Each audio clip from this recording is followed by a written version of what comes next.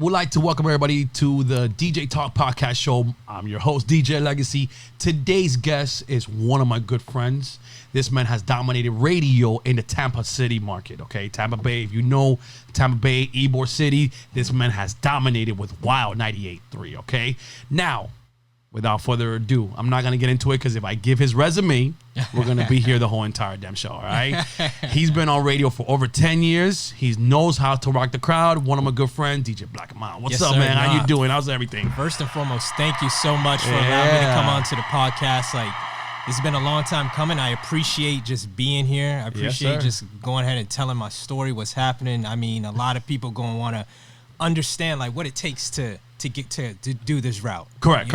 We all have our own ways, but how I started was, let's dive right into it. We going But before anything, before we dive into the whole story, what was your first passion? Was it being on like a radio person or a DJ? That's a good question. So my first passion is basketball, right? Really? Yeah. Love basketball. I wanted to be a sideline announcer. Really? So that's where I studied in college about communication and how to, just really broadcasting, really how to talk to individuals and learning, speech and, even theater to help you out with how you talk to people. So that was my first love. A lot of us probably don't even know that. A lot of your close friends are like, wait a minute, he wanted to be a Charles Barkley, a Shaq. That's it, So back in the day, there wasn't as many as these players turning to announcers as there was back Correct. then. You had, I think, what's his name? You had Reggie Miller. Like, he kind of started Yeah, he started the whole trend. Correct. Yeah, and then you started seeing players as soon as they started retiring. Correct. Started going more in that route. All right. My dream was to work at ESPN or to be like Marv Albert, live at the game. I get to sit courtside. I get to talk about basketball. I get to get paid for it. Well, that's what's up. So if anybody from SPN, if you're listening or watching on our YouTube channel, make sure you hit up my man, okay? Definitely. So that was your first passion that Yeah. you said, I think, all right, cool. Now, after that, what made you, because I know you went to college for communication. Correct. How did that transpire from being want to be a sports analyst to a radio jock? Yeah, so that's another great question. So what happened was when I got to the University of South Florida, I went in there for communication, started working a lot with the sports teams. So I was actually doing a lot of sideline reporting with USF football team. I did it with the ladies basketball team too as well. And I started working at the campus radio station, and I had my own show, and it was all about sports. So I'd recap everything that happened that week in sports to the general population at USF. So not only we had, TV cameras in there, they could get us in the dorm, and then they could hear us locally around the campus radio station too as well. Okay. So from that point, I was like, I like sports, but music's still there, like. But you had all the opportunity to go do radio, TV. Well, I mean, you went radio, but like you said, you had TV at the same time. Yeah. What made you pivot? Music was my passion, Like, I started just concentrating a little bit more on music, especially moving down here to when I was in Tampa. Just listening to music, being around the clubs, seeing DJs perform, that was really like, man, I really love seeing this. And who were your favorite DJs at that time? To be honest, there was a guy by the name of DJ Koo, because we went to USF together. Okay. And I would watch him around the campus a lot, and I would follow him and just go to his events, great DJ. A lot of people from the radio station that I started working at, because I'd see them in the club. I was like, these guys they know how to control a crowd.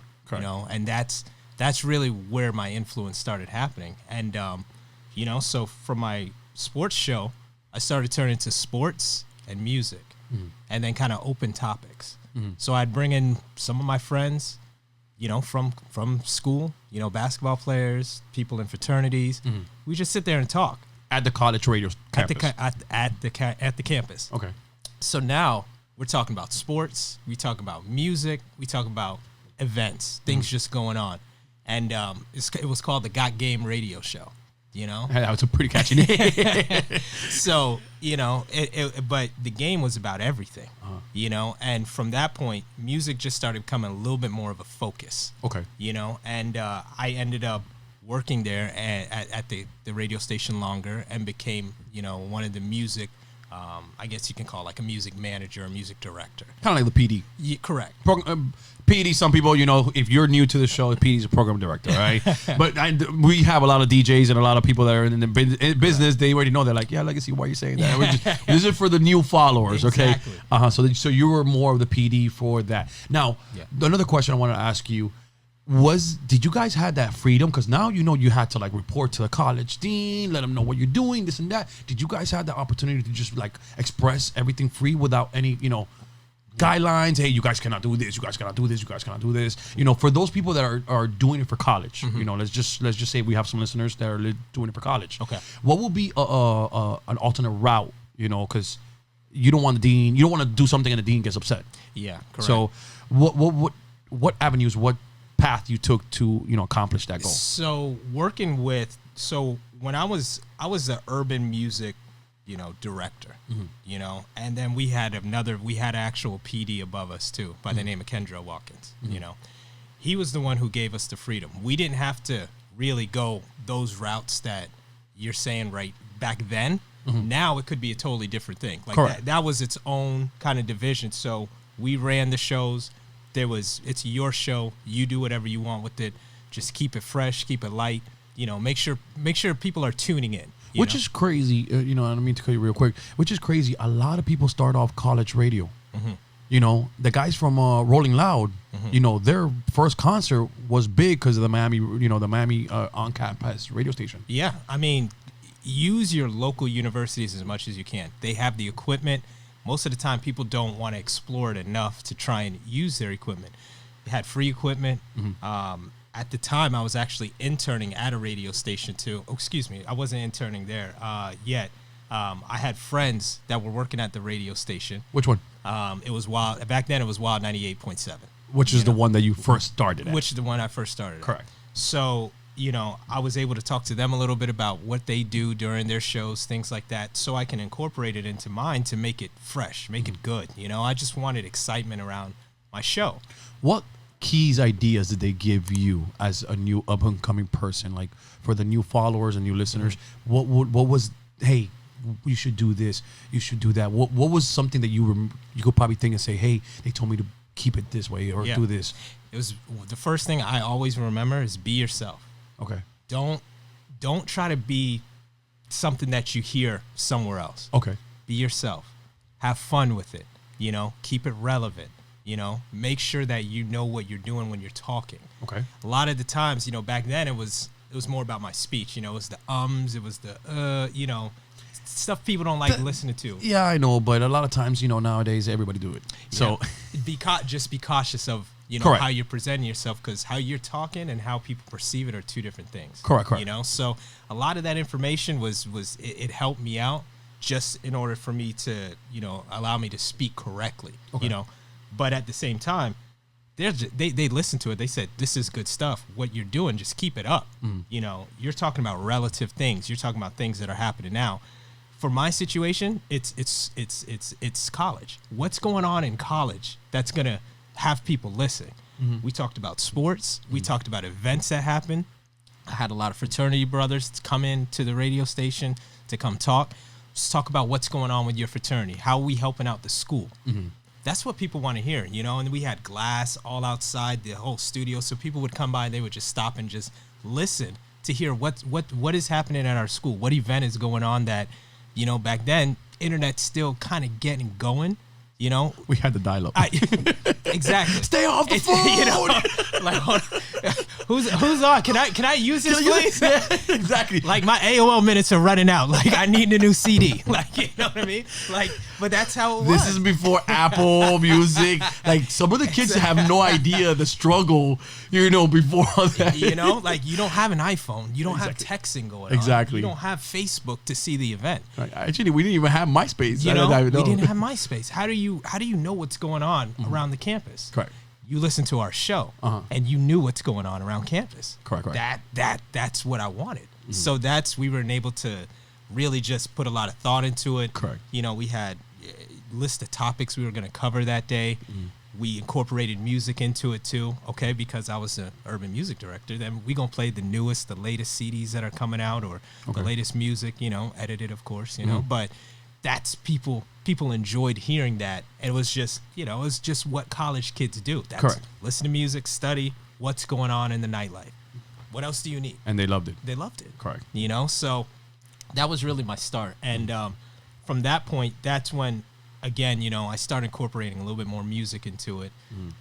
Was fading out the sports a little bit because I was like, I really like this route of music, and that's where people wanted to hear. And, you know, it's just talking, things like that. But that's where I got the start. Were you introducing college artists or just main artists?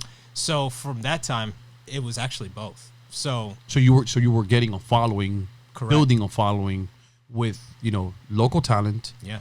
And then everybody on the campus at the same time. Absolutely, because we were doing, for that radio station, it was part of a student-run organization where if you need an event to happen around school, you come down to this department, which the radio station is housed underneath, and you need a DJ.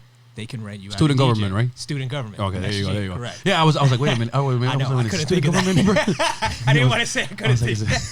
Because sometimes I do a lot of concerts with my AV company, PK Yeah. Productions, but it's just we have to report. Actually, you know something? A lot of times, and this goes to like we did something with FAMU a few years ago. Yeah. The student body, ran the actual everything. Yeah. The dean and everybody in the office were like, "Hey, listen, you know, we just cut the check." Yep. Absolutely. I was like, wait, you had to talk to a bunch of kids that have maybe, well, and you know, and I don't mean to say it like this. Sometimes those kids knew a lot, Yeah. and some had no idea. Yeah. You know, but the college doesn't like intervene. Like no, that's all them. Please, Student government has a budget. correct.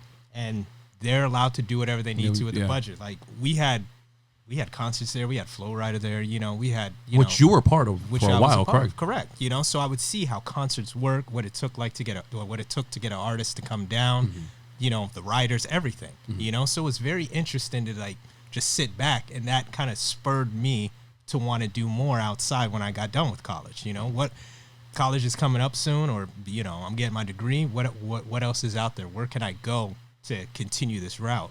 Now, right when you were about to finish college, when did DJ came into play? So that it came in the same time, you know, Right so where you're about to exit college? right when I'm about to exit college, you know, I I went to Sam Ash, you know, music store, I remember I bought a new Mark set, you know. It was a package, 2 turntables and a mixer all together. The belt drive. Oh my goodness. They bounce everywhere. I'm so glad you understand that. I had the Gemini XL100. Ladies and gentlemen, we're talking about 96. No, the CDJs came out in like a 97, 98. I got my first set in 94 with the XL100, and Pro Sound and Stage Lighting, which they're still around, was my first play. And I remember I used to order the magazine and stuff like that. So Yeah. you got got that exact set. and you know you couldn't scratch. You know, it wasn't the same as Techniques. I know. I'm trying to scratch on this thing, and it's Okay. just like the belt is just not strong. Like It was the like technique is, it was like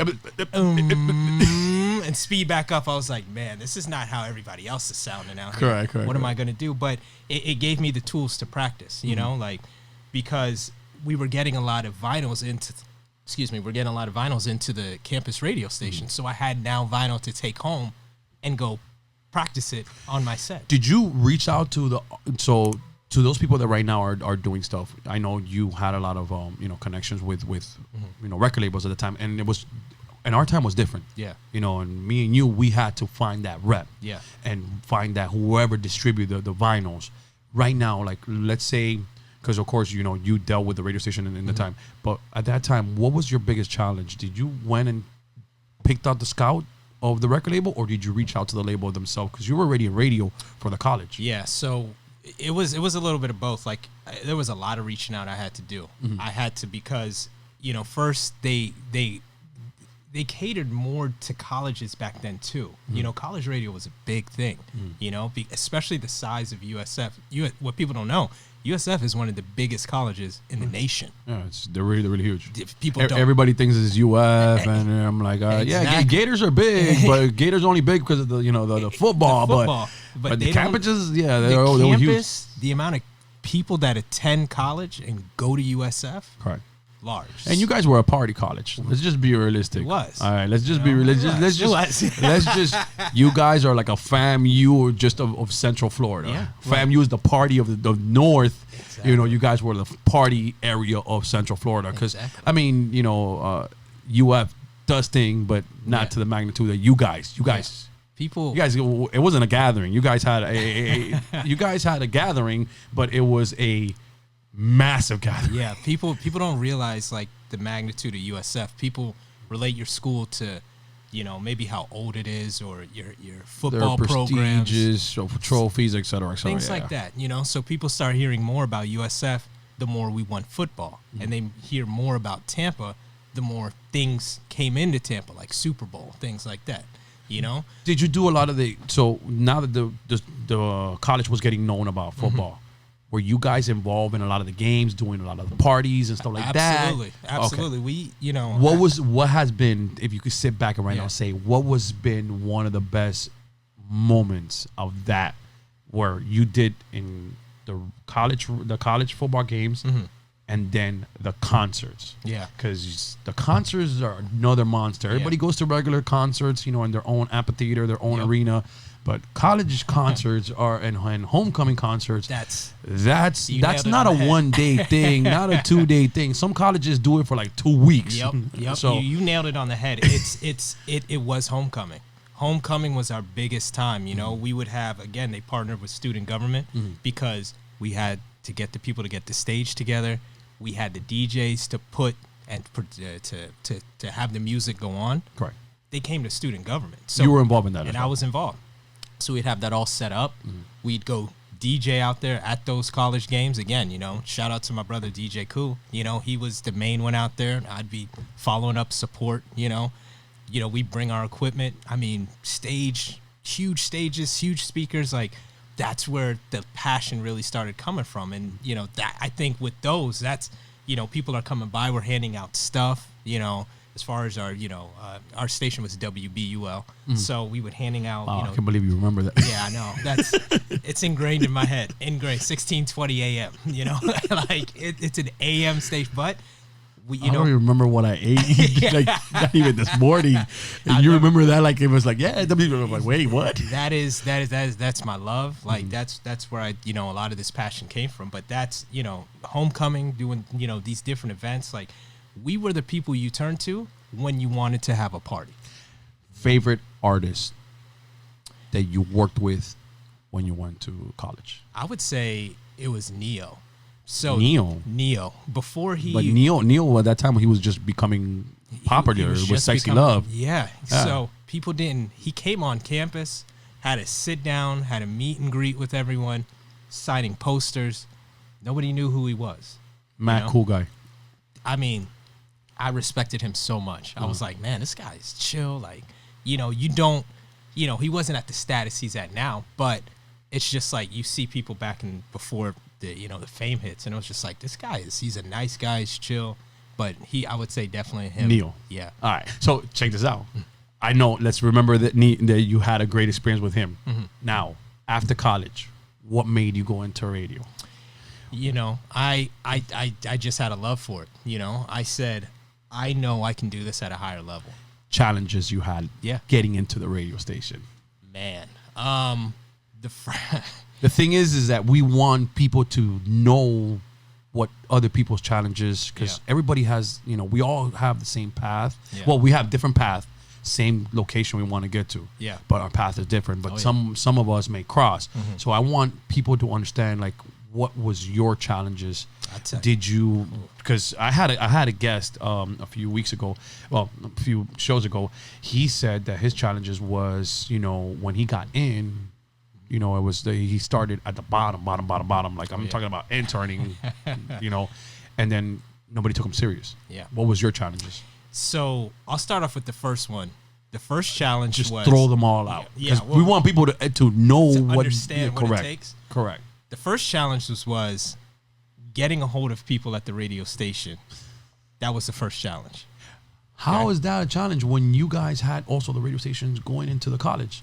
So the big radio stations didn't really come. The PDs, your music directors, they, which again, those are the people who run the radio station, Correct. control the music. They didn't feel the need to come to a college campus. They don't, even now, they really wouldn't need to unless they got invited. So you had to continually seek them out. Right? Awesome. Now that you said that, if there's any PDs listening or watching the show, please make sure you support your local colleges. Support the local colleges. Yeah, support the local colleges. Yeah, I mean, listen, they're hunting you, Yeah. but also, be seen and known. Yeah. So what was happening? And so, it was constant trying to get a hold of them. First, back then, you got to remember what age we're in and, year. This is 2001, to 2005, like I was in school. So we're at probably 2004, 2005 right now. You had to call people, you finally found the number. You can call them at their desk, right? Calls. Nobody picking up, leaving messages after message for the music director. Never heard. Okay. What I found out is there was a local kind of concert going on that was put on by an individual in the area, and it was more like an industry kind of mixer, So they invited like the PD, the MD from the big radio station that I eventually went to go work at. I said, I'm going. I said, I don't care what I do. I am there. I am going to meet them in person, and I'm going to show them my face. Yeah, there was no stopping you. Yeah, I'm tired of the calls, So I went. I met the music director. Hey, what do you do? Hey, this is where I work at now. This is what I do. I'm looking to intern at the radio station. What can I do? What did you take to give these PDs besides your, hey, I have, besides you saying a. My face and my smile. Like, that's it. That's it. So now that you were motivated, dedicated, but yet you were someone not prepared. Yeah. But you still had an ultimate goal. Yeah. What challenge? Like what transpired in that? So you're absolutely right. I came with my smile, and that's what they asked. So where's your demo? Where's your your air check? I said, what? You need to bring a CD with how you talk on air. Mm-hmm. We need to bring that up there. I said, stuff I didn't know. I said, okay, I got you. They gave me their number again, the same desk number. I was like, all right, cool. The number I've been calling you. Don't give me your number. I already know it, but I know my memory. You probably have 50 messages with me with this number, okay? Or you probably deleted all of them because back then, you had those. You didn't have digital recorders. Exactly. You would have to hear it. No, I don't want it. Exactly. So I got my air check together. I did what they asked me to. And, she said, call me in a week. Said, all right. Called her in that week. Guess what? Didn't hear nothing from her. More messages. And I'll be really honest. I was on my last time calling. I said, this is the last time I'm going to pick up this phone and call this music director. And lo and behold, she picked up the phone. I said, I cannot believe this. I said, you picked up. Did you tell her that was your last? That was the last straw. I said, this is my last straw. She said, I get it. I'm a hard person to get a hold of. Let's set up a time. You have your air checks now. Let's come up. Let's come meet me. Did she listen to it, or that was the meeting for you to take it? That was my meeting for me to take it. Okay. So we set up a time. I brought it up there. I'll be honest, to this day, I don't know if she actually listened to it, but she did say, hey, let's start you off, not on air, but let's start you off on like the street team, doing promotions and things like that. You have experience doing that already with the college radio station. Why don't you start that here and then kind of understand how the radio station works? So mission accomplished, and that's what a lot of people and my other guests have said. Get in the building. Yeah. You got in the building. Yep. Okay. Now, you were a tap hole. Yeah. Oh, yeah. In a massive ocean. Because Tampa's not a small market. No. We're not talking about like Topeka, Kansas, or like, Wichita Falls, somewhere in Texas. We're talking about Tampa, Tampa Bay, Florida. Mm-hmm. And while 98 at that time, I know it reaches almost to Fort Myers. Yeah. and almost Orlando. We're talking about a big, massive radius. Correct. How did you shine? What did you do? That's a good question. So you're right. Like going from an AM radio station that they can only hear on campus to, back then, Wild 98 was a 50,000 watt radio station. So it spread out, pretty far. Correct. And what I did was, honestly, it was hustle. I kept working and working and working. And at that time, so my DJ and stuff started picking up a little bit more. Okay. So now people know me already from school. They're booking me, my friend Koo, who he started an entertainment company. Mm-hmm. We all worked in it together. Bunch of college kids. We're throwing parties all around the city. While you were being an intern. While I'm being an intern. So now not only am I interning, now I'm all around the city, getting, notoriety from people because, back then I was hosting. I was just on the mic. The question is, was any of these events part of the radio station or outside the radio station? Outside. So you were making a name out of yourself outside the radio station. Outside the radio station. I didn't allow the radio station to determine who I was because, again, I'm the lowest person on the, the bottom toe. Which is fine. I'm a promotions assistant. I'm in the Jeep handing out flyers and handing out towels at what we call sticker stops, just to see people that were interested in the radio station to come by and actually meet people who work there. What was a sticker stop? Because each radio station has their own terminology. Over in Tampa, what was that known? So if you ever go out and you see, a radio station at, like, we'll just say any local business that they have their tent out there, they have their probably a van or their, promotional vehicles, and they're broadcasting, quote unquote, live from this spot. That's kind of what that's a promotional event that they obviously pay for. They want that airtime. They want the commercials run. That's what the promotions assistants did.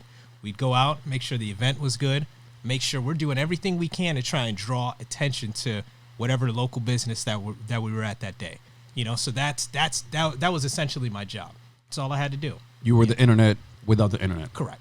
Like, they promoted it on the radio. Hey, we're going to be at this place at 11 a.m. to 2 p.m. Whether we had movie passes to give out, whether we had, sometimes we had, our own concert at the radio station. We'd give out those passes to the concert.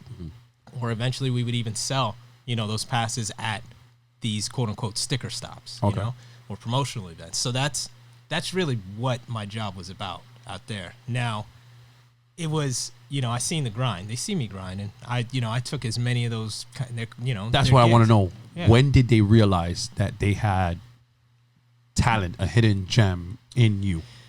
When, and this is going to sound bad, when somebody messed up at the radio station. No, but actually listen, but that's normal. Yeah. That's normal. And whether in any job, if someone drops the ball, that's on them. Yeah.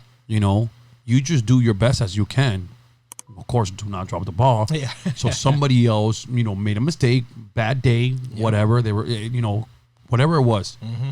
What happened? Can you give us the story so we could know you were at the right place at the right time, or Correct. did they call you, or what? Well, it's still, I was at the right place being at the station. Right time, that probably took about, I'd say, right around a year for me to get to be on air. Mm-hmm. Now, to be on air, they had weekend talent, and you had two shows, one on Saturday, one on Sunday, and, people were getting a little older, people messed up, and I raised my hand. I said, I want to be in this position. I've done it already. You have my air checks.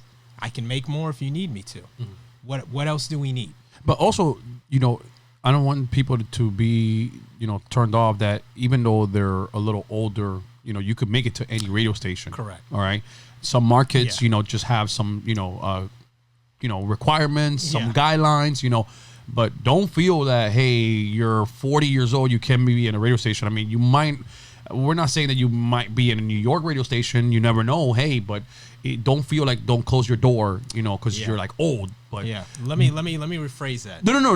You said it right. Right. No, you said it right. Yeah. You said it right. But just some people, we don't want listeners to be like, hey, am I too old for this? Because sometimes, when I DJ at a club, I'm like, damn, am I old for to be playing, Cardi B and stuff like that? you know, and then the people in there are like in their 20s. Yeah. So it's like, hey, am I? You're never too old. Exactly, you know? exactly. You know, I think just at that time, the opportunities presented itself, and I took full advantage of it. Okay. You know, and I was able to get on and do, you know, a weekend shift. You know, I was doing Saturday nights, I was doing Sunday nights, and so Overnights or no. This was from like 6 o'clock to 10 p.m. prime nights I'm when doing- everybody's getting ready to go party. Correct. Ah, So how did that come around? that's exactly the shift I wanted. I said Saturday night. The people, you know, some people do not want to work a Saturday night. Why? Because they have family, they have kids, you know, things like that.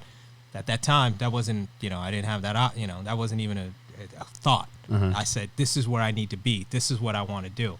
Plus, we were already doing things out in the clubs too already. So I would work, and then I'd go again right back to work in the club doing my promotional stuff too as well. Grind. It didn't So stop. it was a nonstop grind, and I think that's the correct way to put it. It was you had to grind, like you had to work hard to try and get up to these levels because people, you know, it was about hard work. It wasn't, oh, you're good, to bring you on. No, what have you done for us that we can put you in this position? You know, and I get it. A lot of companies want to see how you grind, how you work hard, and then when they see you are, they'll help push you in that position. Correct. But you have to be somewhat decent at what you do too. Like, let me not put. But yeah, 100%. You're 100%. But you showed yeah, the station that you were doing it outside, that you didn't needed them. yeah. You know that this is your path. Correct. Okay. What made your PD to say, you know, because you said it was a she, what made her say, okay, Oh, so let's put you on? So the music director was a she. We had the PD. He's a gentleman, but they both got together and was like, you know, after me constantly saying, "Hey, Consistency, yeah, being on their it's- face." I gotta. It was just That all phone right, call. That phone call. We gotta. Let's give him a chance. Let's you, try you, him out. you know every time you made that phone call, you were calling. You heard this. You were like, Exactly. and then they were like, probably like, you know something? Yeah, we'll probably give them a chance. This and that, and da. But what happened after that? You know, so they're like, we'll give you a chance. You know, we'll see how you sound on air. You know, and so- You know, to a PD saying that Yeah. is this to them. Yeah. Like, that's their baby. If you mess up, you know, look at all the guidelines and rules we Oh, have. You yeah. mess up, that's fine. You know, you can't mess up. Luckily, you know, back then we were on a delay, a 20-second delay. So if something happened, you could dump it out or hit a button and it'll cut 5 seconds out of whatever you did. You can hit it 4 times and it'll cut out the last 20 seconds of whatever happened. Correct. And bring it live. Correct. You know, Now, mind you, podcasting and, you know, everything else is a little different. We're a little uncensored, you know, but regular radio's not. regular, you know, you're getting fined. You know, one fine is $250,000. You know, That's a house. and you can have multiple fines. So you better not mess up on air. And that's what happened to the person that was in Such the and seat such. before. We're going to use them as such You and know, such. like, exactly. So I was making sure I'm not messing up. You know, but there's different things you can do to prevent that too. You Correct, know, correct. You can pre-record and put it on. But you the know. question is that I'm a little surprised is that, man, he messed up and Yeah. yet he didn't even had the opportunity to fix it. But No, well, hey, another man's trash and another man's treasure. That was exactly. your treasure. You walked out like this to them. Like, here I am. Yeah, exactly. With the glow behind me and everything, you know. Exactly. Like, y'all see this? Like, Exactly. I'm here to help you out. You know? Okay. So they gave you that opportunity. Yeah. What shift did they give you? So it was Saturdays from 6 p.m. Mm-hmm. Saturdays was 6 to 10. Oh, excuse me. Saturdays was 6 to 11. Uh-huh. Sundays. Wow.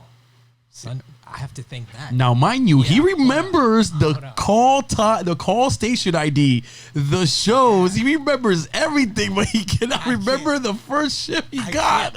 Because Sundays was a little bit different. I can't remember if we did till 11 or I can't remember if we did till 12. That's the only thing.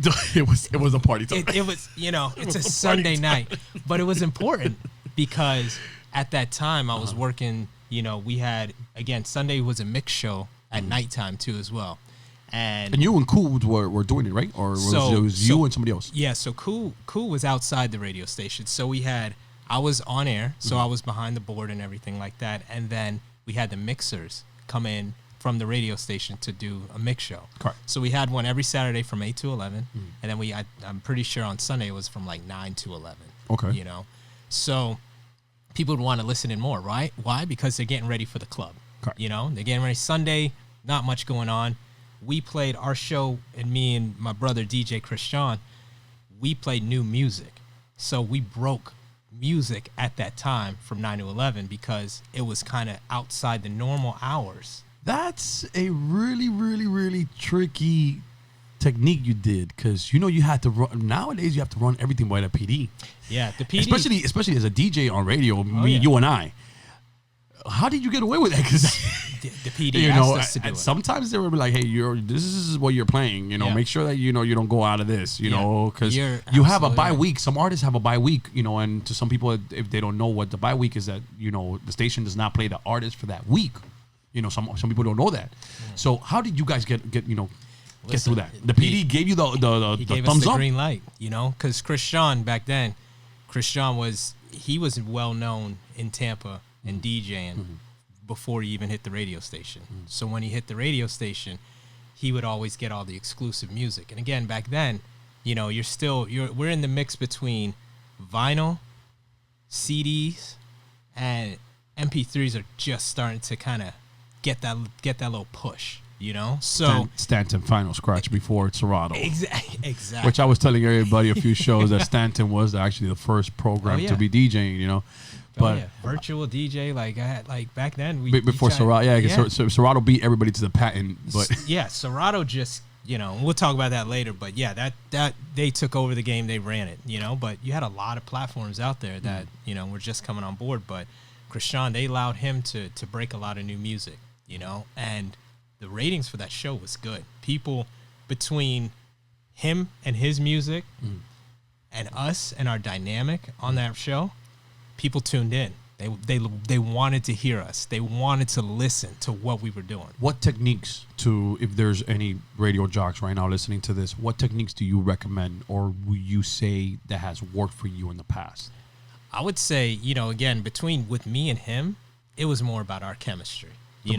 The vibe, because not only we did this in the club, we did this at the radio station. We did this in the club. I was the one who had the mic. He was the DJ. So already we had the party. You guys had the vibe already. We had the vibe, and he's an incredible DJ, incredible. That was another person I looked up to when I first started, getting to Tampa, and DJing and stuff like that. But he's an incredible DJ, and just listening to him and him being able to express his freedom with the music, and then us just vibing. We would have artists. We'd come in late night. We'd interview different. He had the connections to get us these calls. That was pretty dope. And then having people come in too. It's a Sunday night. If you're not doing nothing in the city, you might as well come up to the radio station where your music's getting played. They just come hang out. We're talking about all the DJs and artists as well. Yeah, now that you got on radio, you were on your own afternoon. Well, I would say mid-evening slot.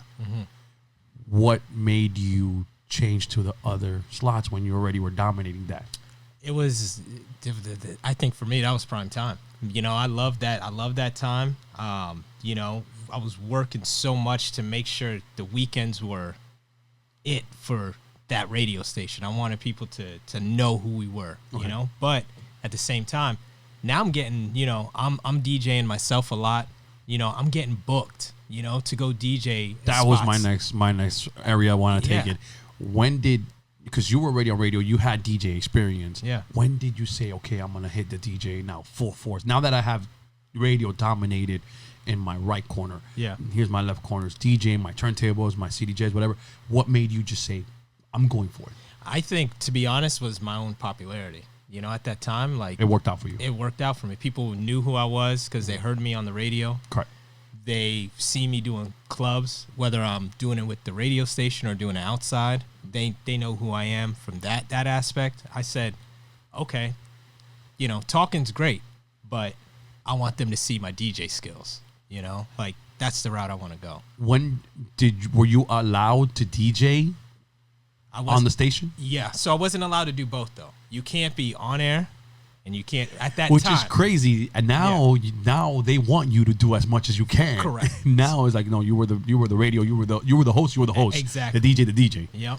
But now it's just we yeah. pivot. Back then, this is your job. This is the only thing you can do. You do this over here, and I was like, well, I think I'm good at both. I can do both, and they're like, you got to choose. What do you want? I said, okay, I'll leave this. And I think it was probably by a year, like maybe 2, probably between my second and third year. Wow.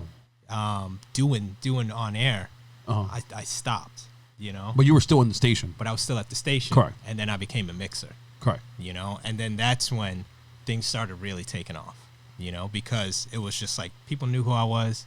They knew I could talk, but they didn't know, like, wow, He could throw it down. yeah, he can hold a party down too, The next thing is that the club scene in Tampa, it was really hard because I did some guest spots out there. I went out there sometimes. How were you being separated or shining? I don't want to say separated because it was you, Kuz, and it was also your co-host. What made you shine from your peers or your competition? Yeah, I honestly, I think the radio had a lot to do with that. Radio people, again, our reach was pretty big, so people around the city knew who I was. Okay. And again, this is you got to remember, this is pre-social media. So where are you getting your information from? You're getting it usually from the radio station. Not a lot of choices or sources. This is MySpace just kind of taking off, right? Like, who'd you have in your top 8? Like, that's this type of time, right? Like, you know what I mean? Like, designing code for the front of your page. Your player. Your player, putting your music in. Like, this is the times we're talking about right now. we're talking about way back, way back. So it may seem very obsolete, like an 8-track, but this is what we had to go through. No, that's true. That's true. And the radio allowed me that platform to really get my name out there and to have people understand who I was. But then it was like, oh shoot, he DJs too. Okay, let's go to his party. Oh man, these parties are good. I'm on the mic at one. I may be DJing at one. It helped out. It helped out. So it was I can't say it's one thing. It was a series of just constant grinding, constant working, and trying to put myself out there in front of the people as much as I could. Did you, which I knew you had to, bump again to Neo on WOW while you were a host? Yeah. And what did you like? Did you? Hey, I interviewed you when I was in college. So when you had Sexy Love and it was like just a few things. Now you got like, shoot, what song was Neo? Man, he had. I mean, he was like Pitbull. Every 2 seconds, a Pitbull, or guess a Pitbull, or Pitbull. Exactly. I was like, man, he's jumping on everybody's track. Yeah, exactly. But I saw him again years later in New York when we went for the VMAs. And I told him, I was like, hey, you showed so much love back then. Even back then, I had. Don't tell me you had a Polaroid of him. No, not with me. I don't know because I know. I was like, should I bring this? But nah, back then I had his the flyer that he signed. Like I had it framed, so I had it all over my back then my correct my your apartment. studio or your apartment. Yeah. Just stuff that people came through, and I would meet him, I would have him sign it, and I had that, and I told him about that. He's like, man, that's a long time ago. I was like, but look at I'm not as successful as you are, but look at both of us. I'm successful in my own right. Yeah, in my own lane. Yeah, I'm happy where I'm at. And you good where you're at. Which is crazy. I got to meet Neo in Vegas, but he was already a major star. I didn't get a chance to meet him, in the beginning. So you'll have that one up on me. What I mean? Now, when that happened, the changes of allowing to be a 2-man on radio station, meaning, both fields. Well, how did that transpire? So now I'm just a mixer now, and I'm trying to advance my level with DJing. We have a lot of great DJs at the radio station. Like, again, like I think There's too many to think. I mean, yeah, like you can remember the Stacy and ID 50 years ago, but you can't remember your colleagues. But it's okay. Don't worry about it. Like, I mean, shouts out to DJ Cause, King JB, Rhinestone, Shoot, let's get them on the show. Christian again, like, it was DJ Rose, it was people like this who, wow, they saw the talent in me and they just really kind of took me under their wing, like, do this, you got to go this way, you got to go this. And these guys have been at the radio station for a long time. A minute. They're still at the radio station now. Still? Still. Wow. Like, but it's just a great place to be, great environment, great people, and again, a lot of these clubs and different places like to promote with the radio station, to get their night out there. And it helps when the person's still at the station, still going to help you promote it, still, making sure like, man, he's still there. Like, this is our guy coming here tonight. It draws people towards you.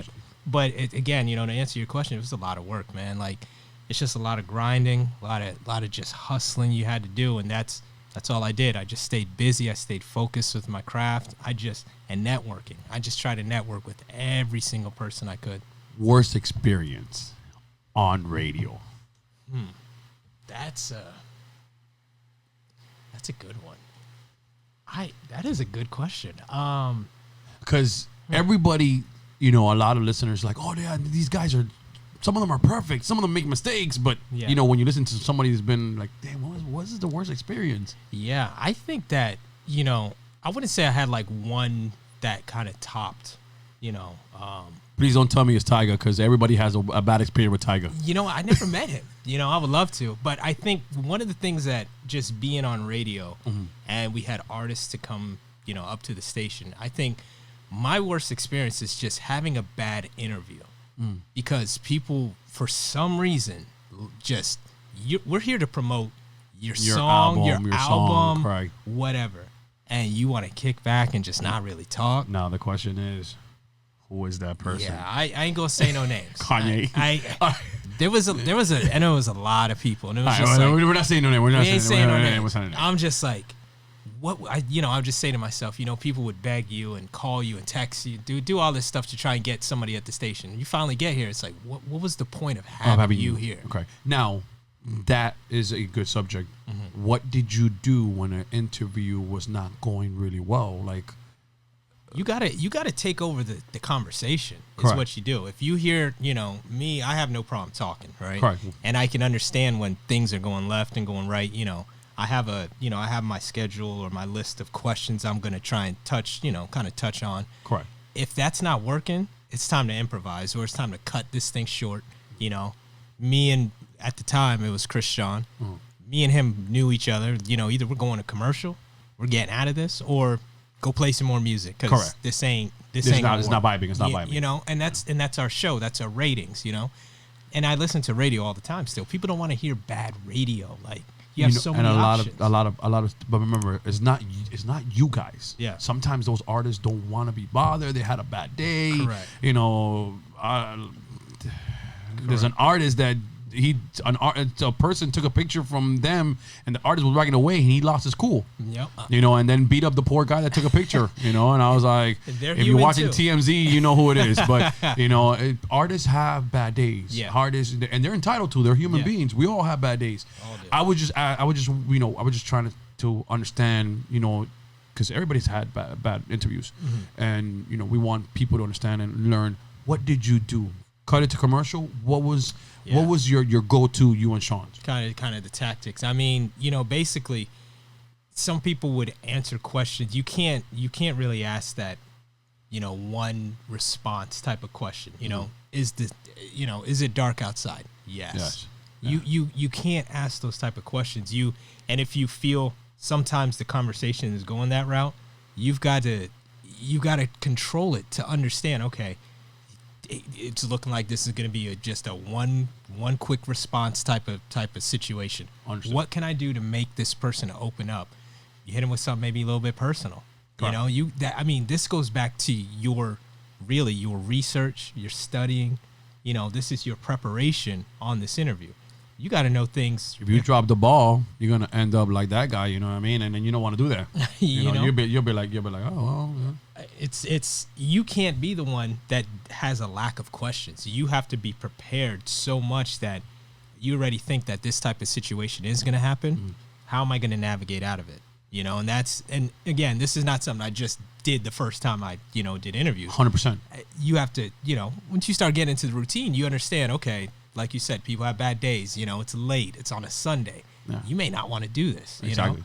This is on your way to get to wherever you need to go. You just had a concert last night. You're hungover, et cetera, whatever it is. I get it. So you've got to have that wherewithal to say, okay, if this situation pops up, how am I going to navigate myself out of it? You have to have a plan B. Now, fast forward. Mm-hmm. COVID hit. The station. Mm-hmm. You are now transitioning to another market. Mm-hmm. Correct? Correct. All right. What is the challenges right now as a DJ, radio host? Because you do have a sports analyst, small background. It wasn't many years. What is your transition? where do you see yourself now headed? Yeah. I think one of the hardest things too as well right now is, you have multiple means to get your information, right? Look on your phone. You got Instagram, you got Facebook, you got satellite radio, you got podcasts, you have all sort of information, okay? What first and foremost, what do you want to do? Where do you want to go with this? Do you for myself, I have to say, I've thought about doing a podcast too, I know, podcasts are they're it right now, but you listen to them, it's like, man, people have a lot of good things to say. But, for myself, I love radio. I love listening to, all sort of different types of music, but that's my passion to be back on radio, okay. Whether I'm in a on-air personality seat or, a DJ seat, right now to me, it wouldn't matter because I just love radio that much. I mean, it's been a passion since I've been a kid. PDs, if you're listening, where's the demo? Where can they check the demo at? Oh, we gonna get you put me on the spot. You see, every time it comes down to that demo, it's gotta be ready. Oh, it's gonna be ready. Don't worry about it. Ready. We getting it ready. Trust me. And if you guys want your own personalized demo, you gotta hit them up, all right? We can do that. We can do voiceovers. We can do anything. But yeah, that's. I want to get to the point where I'm back on, doing radio and on your grind. What you miss the most? Yeah, I mean, new market. You're right. It's this ain't the market I was in for 10, 15 years. People don't know what I've done. They don't know how I did it. So it's all you have to reinvent yourself again. So that's one of the challenges that right now you feel that you're going through. Yeah, I mean, you're gonna have to start back at the bottom and work your way back up. Because if you're not a household name where people can recognize you from here or there, which not a lot of DJs have that household name. No, they don't. It takes a long time. It takes a long time. Even myself, you in Tampa, me here, and down South Florida. Now you're in South Florida, which is awesome to have you. Yeah. You know what I mean? Hopefully we get somebody, to pick you up, and get you on. Yeah. Whether it's Cox Radio, iHeart. I actually know CBS, Power 96, and everybody just got sold to Radio 1, whatever. See, there's so many. They switched so many radio stations, which is fine. Whoever it is, hit us up. But now you want to get back on the radio. Yeah, I mean, it's crazy how much I listen to radio. People's like, oh, you got Apple Music and Spotify, blah blah blah. Correct. It's like, yeah, but radio is always essential, and radio is always going to be essential. Whatever, if it's information or if it's music, like you did before. Exactly. Radio is always going to be there. It really is the backbone of a lot of the like I would say media. Look how many radio stations we have out there. Thousands. And now with social media and digital and us being one. I mean, this is becoming back a force. Back then I was looking at XM. I'm like, XM about to take over. What's going to happen in mainstream radio? Nothing. No, Nothing. Max seemed to still going hard. It's still going hard. XM is falling off a little bit. No. I mean, I don't know. I don't know. I haven't Because you I still vibe to the same DJs, on it. I show love. I'm a person that I still listen to everybody that I grew up to. You know what I mean? Whether they're on XM, regular radio, or on podcasting or anything. I just that's who I grew up with and stuff like that. Yeah, it's just the sheer thing of paying for something or not paying for it. A lot of people don't want to pay for music. Why do you think we're in the era that we're in now with MP3s and being downloaded? Why? Because people didn't want to go to the store and pay for music. Napster. Yeah, we all did it. Exactly. Like LimeWire. Come on. Now. Listen. Okay, if you say, "Oh, I didn't download anything," guess what? Yeah. Come on. Now. We know. Everybody We knows. know. Okay. Everybody. I got all those albums myself. Okay. Yeah, we had to and don't worry about it. We're past that time, those years that they could come after pay us. You for know what I it mean? now, Exactly. Now, yeah, we're praying for it now. Sometimes you couldn't find music, so guess where? You go on the, I forget what they call it, but you go on to an App Store, a LimeWire. You Correct. get your music. Yeah, that was back. That was back then. That was back then. Because we also had to go through the record labels and stuff like that. Try and get this music. Exactly. Those street promotional guys. Exactly. It wasn't given to you like we have it handed to us now. Like you had to go out, you had to hunt, you got to build relationships. Most of the time, if you're not at a radio station, you're not getting the brand new stuff unless you're going to what? The record store. Correct. And buying it. Which, Correct. We did all the time. Correct. Well, still more. Yeah, man. Well, we're coming up to the hour right now. Oh, wow. Hey, Black and Miles, man, thank you for coming out Yes. to the show. Yes. Hey, but Yes. so before we ride out, okay, we have to say something. Okay. All right. Turntables, CDs, or controllers? Man, Technique 1200s all day. Ah. Yeah. I can't, no disrespect to controllers, no disrespect to, the control, the whole control panel or, CDJs. I'm a turntable guy. Give me 2 sets of turntables and I don't even need the S9. I'll take the old school mixer, The Gemini. I'll take a Vestax. Gemini. Whoa, the Slim Vestax. You remember that? Of the Cuber. Of course, man. That's the scratching. Exactly. That's the type of So I love that, but no disrespect to anybody what they play, what you play. We're just asking you Techniques for me all day. Techniques all day. All day. All right, ladies and gentlemen, that's a wrap. Thank you so much for tuning in, and make sure you check out the videos. Also, make sure you log on to www.djpodcast.com. DJ Talk Podcast. Now, hold on. Before we ride out, where can people follow you and check you out, check your work, whether it's Instagram, Facebook, MySpace? Definitely check me out on Instagram. I know you still have your MySpace. I know you still have your MySpace. Listen, WildJorn, myspace.com/WildJorn. You'll find me on MySpace if it's still up, but I don't know. I'm just playing. That's what it was back then. But you can always find me on IG, Black and Mild 941, BLACKNMLID 941. That's what's up. That's what's up. Yep. Yeah, I wonder if I log into my MySpace. You never know. I know I'm going to be putting more stuff up there. So be ready for more content. You can always find me on SoundCloud too as well. Black and Mild on SoundCloud. Listen to some of my mixes on there too as well. So I got some posted up, but and also the air check is going to be on there, right? Yeah, the air check is going to be there. PDs, it's coming. It's coming. I'm going to get you on there. There you go. All right, ladies and gentlemen, we're going to wrap up with that one. Thank you so much for listening, and we're out.